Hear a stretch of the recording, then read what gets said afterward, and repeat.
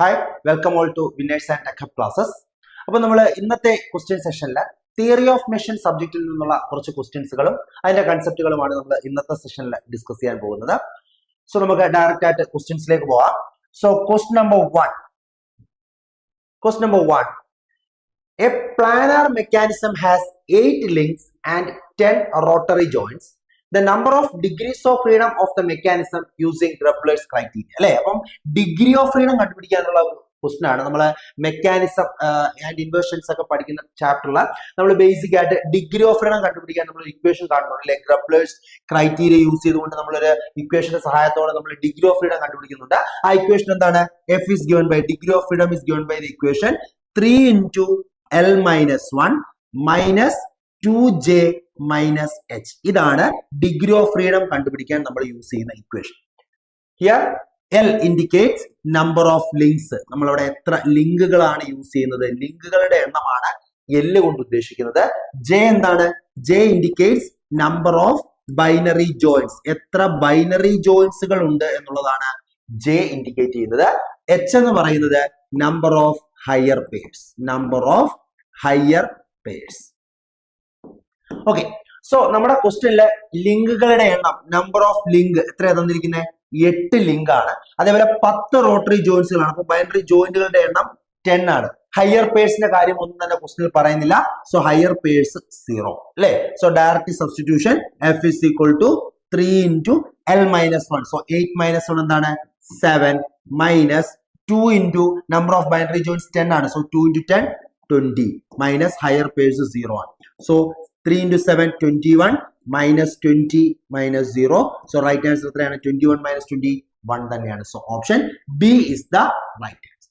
So direct equation based question ആണ്. Grubler's criteria equation ഓർത്തിരിക്കുക. Degree of freedom is given by the equation 3 into L minus 1 minus 2J minus H. L indicates number of links, J indicates number of binary joints and H indicates number of higher pairs. So direct equation use ചെയ്ത് തന്നെ നമുക്ക് ആൻസറിലേക്ക് പോകാൻ സാധിക്കും. So option B is the right answer. Okay, നമുക്ക് രണ്ടാമത്തെ ചോദ്യത്തിലേക്ക് പോവാം. Question number 2. Yes, നമുക്ക് ഗിയർ ഡ്രൈവിൽ നിന്നുള്ള ഒരു ചോദ്യമാണ്. നമുക്ക് നോക്കാം. An external gear with 60 teeth measures with pinion of 20 teeth having module 6 mm. What is the center distance in millimeter? അപ്പൊ ഇവിടെ പറയുന്നത് രണ്ട് ഗിയറുകൾ മെഷ് ചെയ്യുകയാണ് അല്ലെ. നമ്മൾ എക്സ്റ്റേണൽ ഗിയറിംഗ്, രണ്ട് ഗിയറുകളുടെ എക്സ്റ്റേണൽ സർഫസസുകളാണ് മെഷ് ചെയ്യുന്നതെങ്കിൽ നമ്മൾ ആ ടൈപ്പ് ഗിയറിംഗിന് പറയുന്ന പേര് എക്സ്റ്റേണൽ ഗിയറിംഗ് എന്നാണ് അല്ലെ. എക്സ്റ്റേണൽ ഗിയറിംഗിന്റെ കേസിൽ നമുക്കറിയാം രണ്ട് മെഷ് ചെയ്യുന്ന രണ്ട് ഗിയറുകളുടെ എക്സ്റ്റേണൽ സർഫസസുകൾ തമ്മിലാണ് എന്ത് ചെയ്യുന്നത്? മെഷ് ചെയ്യുന്നത്. അതുകൊണ്ട് തന്നെ അതിന്റെ ഡയറക്ഷൻ ഓഫ് റൊട്ടേഷൻ എന്തായിരിക്കും? ഓപ്പോസിറ്റ് ആയിരിക്കും. അപ്പൊ ഇവിടെ എക്സ്റ്റേണൽ സർഫസുകൾ തമ്മിൽ മെഷ് ചെയ്യുന്നു. അപ്പോൾ എക്സ്റ്റേണൽ ഗിയറിംഗില് നമ്മുടെ ലാർജർ ഗിയറിനെ എന്തെന്ന് അറിയപ്പെടുന്നത്? ലാർജർ ഗിയറിനെ, എക്സ്റ്റേണൽ ഗിയറിംഗില് ലാർജർ ഗിയറിനെ നമ്മള് ഗിയർ എന്ന് തന്നെയാണ് അറിയപ്പെടുന്നത്. സ്മോളർ ഗിയറിനെ നമ്മൾ പറയുന്ന പേരാണ് പിനിയൻ. സ്മോളർ ഗിയറിനെ നമ്മൾ പറയുന്ന പേര് പിനിയൻ എന്നാണ് അല്ലെ. എക്സ്റ്റേണൽ ഗിയറിംഗില് larger gear is known as gear and smaller gear is known as pinion. അതേപോലെ തന്നെ നമ്മൾ ഇന്റേണൽ ഗിയറിംഗ് ഉണ്ട്. ഇന്റേണൽ ഗിയറിംഗ് എന്ന് പറഞ്ഞാൽ എന്താ? ഒരു ഗിയറിന്റെ എക്സ്റ്റേണൽ സർഫസും മറ്റൊരു ഗിയറിന്റെ ഇന്റേണൽ സർഫസും തമ്മിൽ മെഷീൻ നടക്കുമ്പോഴാണ് നമ്മൾ അതിനെ ഇന്റേണൽ ഗിയറിംഗ് എന്ന് പറയുന്നത്. ഇന്റേണൽ ഗിയറിംഗിന്റെ കേസിൽ ലാർജർ ഗിയറിനെ നമ്മൾ ആനുലാർ ഗിയർ അല്ലെങ്കിൽ റിംഗ് ഗിയർ എന്നറിയപ്പെടുന്നു. സ്മോളർ ഗിയറിനെ നമ്മൾ പിനിയൻ എന്ന് തന്നെയാണ് അറിയപ്പെടുന്നത്. അപ്പം ടൈപ്പ് ഓഫ് ഗിയറിംഗ് അനുസരിച്ച് എക്സ്റ്റേണൽ ഗിയറിംഗിന്റെ ബേസിലുള്ള കാര്യങ്ങൾ നമുക്കറിയാവുന്നതാണ്. അപ്പൊ ഇതൊരു എക്സ്റ്റേണൽ ഗിയറിംഗ് തന്നെയാണ്. So larger gear we call it as gear and smaller gear is known as pinion. ഇനി നമുക്ക് നോക്കാം. External gear with 60 teeth meshes with a pinion of 20 teeth അല്ലെ. അപ്പൊ number of teeth on gear, ഗിയറിലുള്ള ടീത്തുകളുടെ എണ്ണം തന്നിട്ടുണ്ട് 60 ആണ്. Pinion, ആ gear mesh ചെയ്യുന്ന പിനിയനിലെ ടീത്തുകളുടെ എണ്ണം, ടീത്ത് ഓൺ പിനിയൻ എത്രയാണ് തന്നിരിക്കുന്നത്? 20. ഇനി ഈ മെഷ് ചെയ്യുന്ന ഗിയറുകളുടെ മൊഡ്യൂള് തന്നിരിക്കുന്നത് എത്രയാണ്? 6 mm. മൊഡ്യൂള് 6 mm ആണ്. മറ്റൊരു കൺസെപ്റ്റ് നമുക്കറിയാം. ഒരു പെർഫെക്റ്റ് മെഷീൻ നടക്കണമെങ്കിൽ രണ്ട് ഗിയറുകൾ തമ്മിൽ, ഇത് ഗിയർ ആണ്, ലാർജർ ഗിയർ ആണ്, ഇത് പിനിയൻ ആണ്. രണ്ട് ഗിയറുകൾ തമ്മിൽ പെർഫെക്റ്റ് മെഷീൻ നടക്കണമെങ്കിൽ ആ ഗിയറുകളുടെ മൊഡ്യൂൾ എന്തായിരിക്കണം? സെയിം ആയിരിക്കണം. Module of gear should be equal to module of pinion. For perfect machine condition ആണ് അല്ലെ. മൊഡ്യൂളുകൾ സെയിം ആയിരിക്കണം, അല്ലെങ്കിൽ സർക്കുലാർ പിച്ച് സെയിം ആയിരിക്കണം. Circular pitch of gear should be equal to circular pitch of pinion. ഈ കണ്ടീഷനാണ് perfect machine condition. Okay ആണല്ലോ? Yes. അപ്പോ നമുക്കിവിടെ കണ്ടുപിടിക്കേണ്ടത് സെന്റർ ടു സെന്റർ ഡിസ്റ്റൻസ് ആണ്. സെന്റർ ടു സെന്റർ ഡിസ്റ്റൻസ് എന്ന് പറയുമ്പോൾ നമുക്കറിയാം ഇത് ഗിയറിന്റെ സെന്റർ, ഇത് പിനിയന്റെ സെന്റർ. ഈ സെന്റർ ടു സെന്റർ ഡിസ്റ്റൻസ് ആണ് നമുക്ക് കണ്ടുപിടിക്കേണ്ടത് അല്ലെ? Centre to centre distance. അപ്പോ ഗിയറിന്റെ സെന്ററിൽ നിന്നതായിട്ട് വരുമ്പോഴുള്ള ഡിസ്റ്റൻസ് നമുക്ക് റേഡിയസ് ഓഫ് ഗിയർ ആണ് അല്ലെ? ഇതെന്താണ്? Radius of pinion. So centre to centre distance is equal to എന്താ? ഈ സെന്ററിൽ നിന്ന് ഈ സെന്ററിലുള്ള ഡിസ്റ്റൻസ് എന്താ? Radius of gear plus pitch circle radius of pinion അല്ലെ? ഇത് ആഡ് ചെയ്താൽ നമുക്ക് എന്ത് ചെയ്യും? സെന്റർ ടു സെന്റർ ഡിസ്റ്റൻസ് കിട്ടും. Radius of gear plus radius of pinion.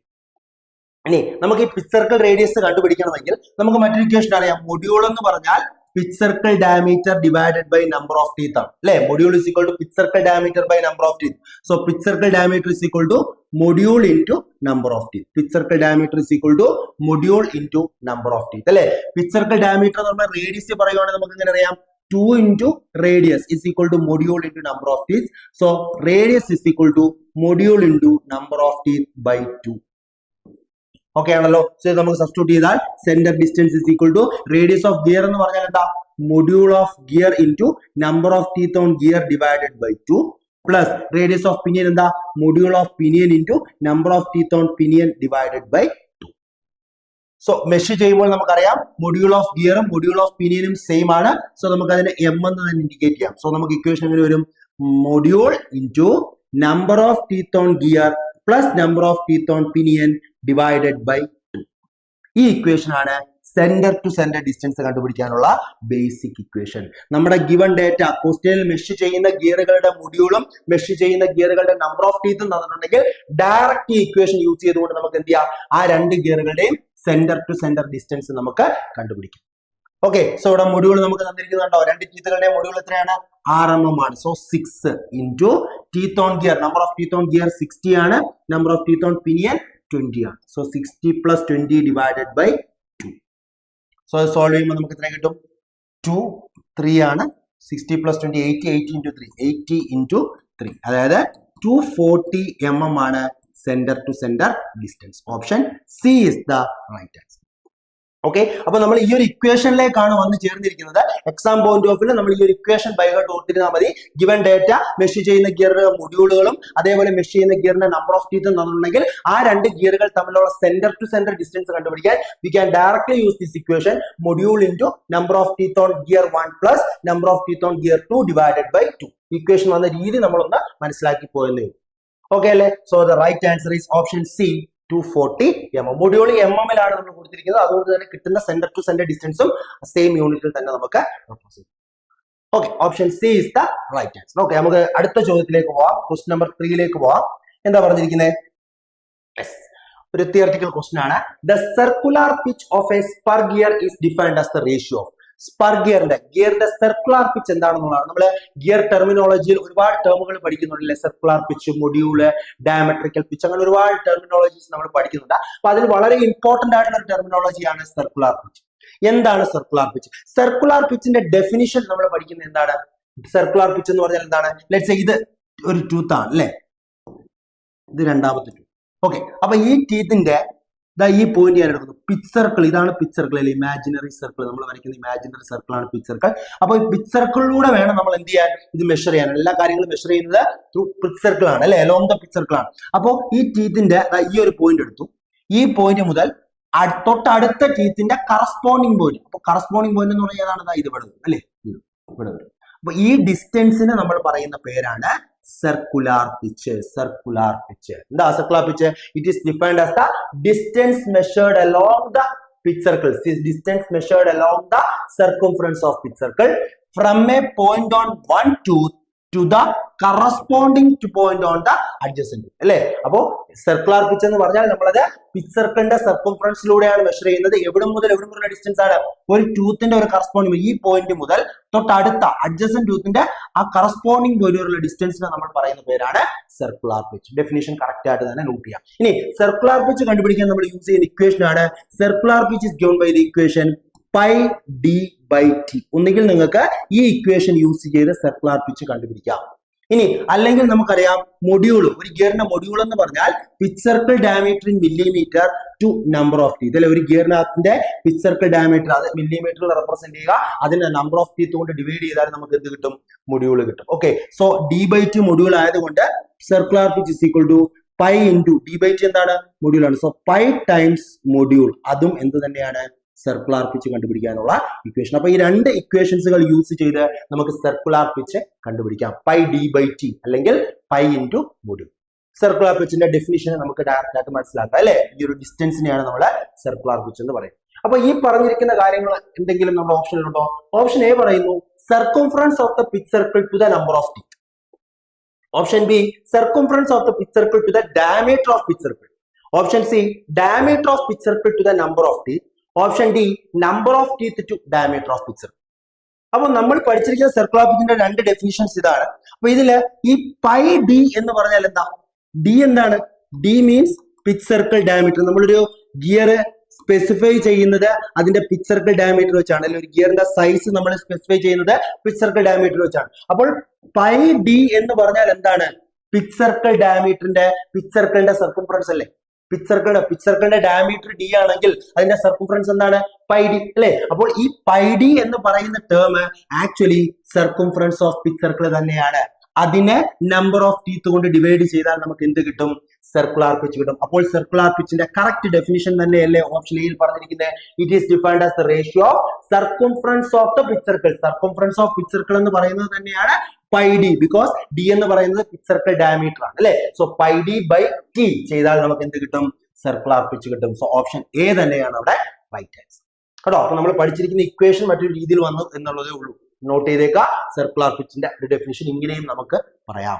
ഇനി ഇത് കൂടാതെ നമ്മൾ മൊഡ്യൂൾ നമ്മൾ എന്താന്ന് പറഞ്ഞു, അതേപോലെ ഡയമട്രിക്കൽ പിച്ച് ഉണ്ട്. ഡയമട്രിക്കൽ പിച്ച് എന്ന് പറഞ്ഞാൽ എന്താ, ഡയമട്രിക്കൽ പിച്ച് എന്ന് പറഞ്ഞാൽ എന്താ, ടി ബൈ ഡി അല്ലെ. ഡയമട്രിക്കൽ പിച്ച് എന്ന് പറഞ്ഞാൽ T by D, number of teeth divided by pitch circle ഡയമീറ്ററിനെയാണ് നമ്മൾ ഡയമട്രിക്കൽ പിച്ച് എന്ന് പറയുന്നത് അല്ലെ. അപ്പൊ സർക്കുലർ പിച്ചിന്റെ ഡയമട്രിക്കൽ പിച്ചിന്റെ പ്രോഡക്റ്റ് എന്തായിരിക്കും, അതൊക്കെ ചോദ്യങ്ങൾ വരുന്നതാണ്.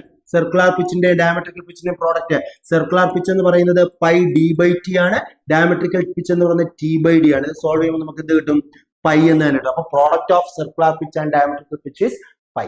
അപ്പൊ ഇങ്ങനെയുള്ള കാര്യങ്ങളൊക്കെ ആ ഒരു ടെർമിനോളജിയുമായി ബന്ധപ്പെട്ടുകൊണ്ട് ഓർത്തിരിക്കുക. So for the question option A is the right. Yes. Okay. Next question ലേക്ക് പോവാം. Question number 4.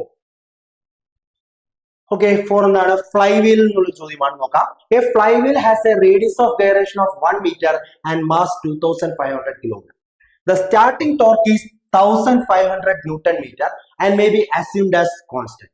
The angular acceleration of the flywheel. Flywheelന്റെ angular acceleration ആണ് നമുക്ക് കണ്ടുപിടിക്കുന്നത്. Given data നോക്കാം. Flywheelന്റെ radius of gyration K നമുക്ക് തന്നിട്ടുണ്ട് 1 meter ആണ്. ഫ്ലൈവീലിന്റെ മാസ് തന്നിട്ടുണ്ട് 2500 കിലോഗ്രാം. ഓക്കെ ആണ്. ഇനി ഇവിടുത്തെ സ്റ്റാർട്ടിംഗ് ടോർക്ക് തന്നിരിക്കുന്നത് 1500 ന്യൂട്ടൺ മീറ്റർ ആണ്. നമുക്ക് കണ്ടുപിടിക്കേണ്ടത് ഈ ഫ്ലൈവീലിന്റെ ആംഗുലാർ ആക്സിലറേഷൻ എത്രയാണെന്നുള്ളതാണ് കണ്ടുപിടിക്കേണ്ടത് അല്ലെ. അപ്പൊ ടോർക്ക്, ഫ്ലൈവീലിന്റെ കേസിൽ ടോർക്ക് കണ്ടുപിടിക്കുന്ന ഇക്വേഷൻ നമുക്കറിയാം, T is equal to I alpha അല്ലെ. Torque is given by the equation I alpha, where I is the moment of inertia. I എന്ന് പറയുന്നത് moment of inertia ആണ്. ആൽഫ എന്ന് പറയുന്നത് ആംഗുലാർ ആക്സിലറേഷൻ ആണ്. Alpha is the angular acceleration. Okay, അപ്പൊ T is equal to I alpha expression നമുക്ക് ഇവിടെ use ചെയ്യാം. പക്ഷെ നമുക്ക് എന്ത് വേണം, മൊമെന്റ് ഓഫ് ഇനേഴ്ഷ്യ കണ്ടുപിടിക്കണം. നമുക്ക് റേഡിയസ് ഓഫ് ഗൈറേഷനും മാസ് തന്നിട്ടുണ്ടെങ്കിൽ മൊമെന്റ് ഓഫ് ഇനേഴ്ഷ്യ കണ്ടുപിടിക്കാൻ നമുക്ക് കൺഫ്യൂഷൻ ഒന്നുമില്ല. I is equal to എന്താ ഇക്വേഷൻ, mk² അല്ലെ. മാസ് എത്രയാണ്, 2500 into radius of operation 1 ആണ്. So 1 into square. So moment of inertia നമുക്ക് 2500 kilogram meter square എന്ന് തന്നെ കിട്ടും. So direct substitute ചെയ്യാം. T is equal to I alpha അല്ലേ. So angular acceleration is equal to T by I. ടോർക്കിനെ moment of inertia കൊണ്ട് divide ചെയ്യുക. Torque question തന്നിട്ടുണ്ട് 1500 ന്യൂട്ടൺ മീറ്റർ ആണ്. Divided by moment of inertia എത്രയാണ്, moment of inertia 2500 ആണ്. 2500. So answer നമുക്ക് 15/25. എത്ര കിട്ടുന്നത്, 3/5. 3/5 എന്ന് പറയുന്നത് 0.6 അല്ലെ. So the right answer is option B, 0.6 radian per second square. Option B is the right answer. Direct equation based question ആണ്. ഇക്വേഷൻസുകളൊക്കെ ഓർത്തിരിക്കുക. മൊമെന്റ് ഓഫ് ഇനേഴ്ഷ്യ കണ്ടുപിടിക്കാൻ equation I is equal to mk square, torque എന്താ I alpha, T is equal to I alpha അല്ലെ, നമ്മുടെ F is equal to ma പറയുന്ന പോലെ റൊട്ടേഷന്റെ case torque is equal to product of moment of inertia and angular acceleration. So option B തന്നെയാണ് right answer. Okay, next ക്വസ്റ്റ്യനിലേക്ക് പോകാം നമുക്ക്. Next question എന്താ പറഞ്ഞിരിക്കുന്നത്? ഗിയർ ഡ്രൈവിൽ നിന്നുള്ള ഒരു ചോദ്യമാണ്. If the number of teeth on the wheel rotating at 300 rpm is 90, then the number of teeth on the mating pinion rotating at 1500 rpm is. അപ്പൊ ഇവിടെ ഒരു മെഷീൻ നടക്കുകയാണ് അല്ലെ, വീൽ ഗിയറും പിനിയനും തമ്മിൽ ഒരു മെഷീൻ നടക്കുകയാണ്. അപ്പൊ number of teeth on the wheel, wheel എന്ന് പറയുന്നത് നമ്മളെ ലാർജർ നമ്പർ ഓഫ് ടീത്ത് ഉള്ള ഗിയർ ആയിട്ട് എടുക്കുക, number of teeth on wheel. അപ്പം number of teeth on wheel, wheel എന്ന് തന്നെ പറയാം. Number of teeth on wheel is എത്രയാ? 90 ആണ്. വീൽ റൊട്ടേറ്റ് ചെയ്യുന്ന സ്പീഡ് അല്ലെ, സ്പീഡ് ഓഫ് വീൽ എത്രയാണ് തന്നിരിക്കുന്നത്? 300 rpm. സിമിലർലി ഇത് മെഷർ ചെയ്യുന്നത് എന്തുമായിട്ടാണ്? Mating pinion. പിനിയന്റെ നമ്പർ ഓഫ് ടീത്ത് എത്രയാണെന്നാണ് കണ്ടുപിടിക്കേണ്ടത് അല്ലെ. Number of teeth on pinion ആണ് നമുക്ക് കണ്ടുപിടിക്കേണ്ടത്. സ്പീഡ് ഓഫ് പിനിയൻ നമുക്ക് തന്നിട്ടുണ്ട്. സ്പീഡ് ഓഫ് പിനിയൻ എത്രയാണ് തന്നിരിക്കുന്നത്? 1500 rpm. ഓക്കെ അല്ലെ. സോ നമുക്ക് ഇക്വേഷൻ അതേപോലെ വെലോസിറ്റി റേഷ്യോയുടെ ഡയറക്റ്റ് ഇക്വേഷൻ വെച്ച് തന്നെ നമുക്ക് ചെയ്യാം അല്ലെ. എന്തെങ്ങനെ എഴുതാം? Speed of gear divided by speed of pinion. Speed of gear divided by speed of pinion should be equal to, teeth വെച്ച് പറയുകയാണ് എന്താ?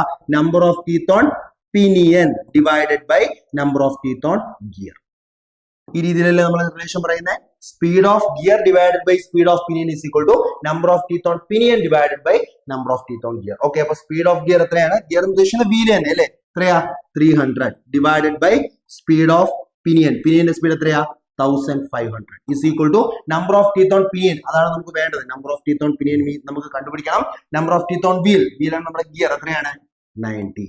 സോ ഇത് സോൾവ് ചെയ്യുമ്പോൾ number of teeth on pinion is equal to 300 into 90 divided by 1500. നമുക്ക് answer എത്ര കിട്ടും? 35 അല്ലെ. അതായത് 90 divided by 5 118. അപ്പൊ നമുക്ക് option B 18 is the right answer. Okay, അപ്പൊ നമുക്ക് ഗിവൺ ഡേറ്റ നമ്പർ ഓഫ് ടീത്തും സ്പീഡും അല്ലെങ്കിൽ പിച്ച് സർക്കിൾ ഡയമീറ്റർ വെച്ചിട്ട് വേണമെങ്കിലും ക്വസ്റ്റ്യൻസ് വരാം. അങ്ങനെ വന്നാലും ഈ റിലേഷൻ വെച്ച് തന്നെ നമുക്ക് എന്ത് ചെയ്യാം? പ്രൊസീഡ്. ഇവിടെ സ്പീഡും പിച്ച് സർക്കിൾ ഡയമീറ്ററും വെച്ചാണെങ്കിൽ നമ്മുടെ ഇക്വേഷൻ എങ്ങനെയാ പോകുന്നത്? സ്പീഡും പിച്ച് സർക്കിൾ ഡയമീറ്ററും വെച്ചാണെങ്കിൽ speed of gear divided by speed of pinion is equal to, pitch circle diameter വെച്ചിട്ടാണെങ്കിൽ എങ്ങനെയാ പോകുന്നത്? Pitch circle diameter of pinion divided by pitch circle diameter of gear. ഈ റിലേഷൻ നമുക്ക് യൂസ് ചെയ്യാം. നമ്മുടെ വെലോസിറ്റി റേഷ്യോയുടെ കൺസെപ്റ്റ് വെച്ച് തന്നെ അല്ലെ, വെലോസിറ്റി റേഷ്യോയുടെ കൺസെപ്റ്റ് വെച്ചിട്ട് നമുക്ക് ഇങ്ങനെയുള്ള ക്വസ്റ്റ്യൻസുകൾ എന്ത് ചെയ്യാം? സോൾവ് ചെയ്യാനായിട്ട് സാധിക്കും. ഓക്കെ, അപ്പൊ നമ്മൾ തിയറി ഓഫ് ഫ്രിക്ഷനിൽ നിന്നുള്ള കുറച്ച് ടോപ്പിക്കുകൾ, കുറച്ച് ന്യൂമറിക്കൽ ക്വസ്റ്റ്യൻസുകളും കൺസെപ്റ്റുകളുമാണ് നമ്മൾ ഇന്നത്തെ സെഷനിൽ പ്രധാനമായിട്ടും ഡിസ്കസ് ചെയ്തത്. അപ്പോ റോയൽ ബാച്ചിലേക്കുള്ള ഇനി വരാൻ പോകുന്ന മെക്കാനിക്കൽ എഞ്ചിനീയറിംഗ് റിലേറ്റ് ചെയ്തുള്ള എക്സാമുകളെ ബേസ് ചെയ്തുള്ള batch, royal batch winners and technique ക്ലാസ്സുകൾ പുരോഗമിക്കുന്നു. അപ്പോൾ ആ റോയൽ ബാച്ചിന്റെ കൂടുതൽ ഡീറ്റെയിൽസ് അറിയാനായി നിങ്ങൾക്ക് താഴെ കാണുന്ന നമ്പറിൽ കോൺടാക്ട് ചെയ്യാവുന്നതാണ്. ഇനി വരാൻ പോകുന്ന എക്സാമുകൾക്ക് വേണ്ടിയിട്ട് നല്ല രീതിയിൽ പഠിച്ചു തുടങ്ങുക. അപ്പൊ നമുക്ക് അടുത്തൊരു സെഷനിൽ മറ്റൊരു ടോപ്പിക്കുമായി നമുക്ക് വീണ്ടും കാണാം. Until then, thank you all.